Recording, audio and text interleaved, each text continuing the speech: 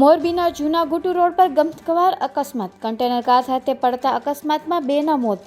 કારમાં સવાર 4 લોકોમાંથી બેના મોત થયા. મંજુબેન મનસુખભાઈ કુંડિયા અને એના પતિ મનસુખભાઈ મંજીભાઈ કુંડિયાના મોત થયા. નાથાભાઈ મંજીભાઈ કુંડિયા, જયાબેન નાથાભાઈ કુંડિયાને ઈજા થતાં સારવાર માટે ખસેડવામાં આવ્યા.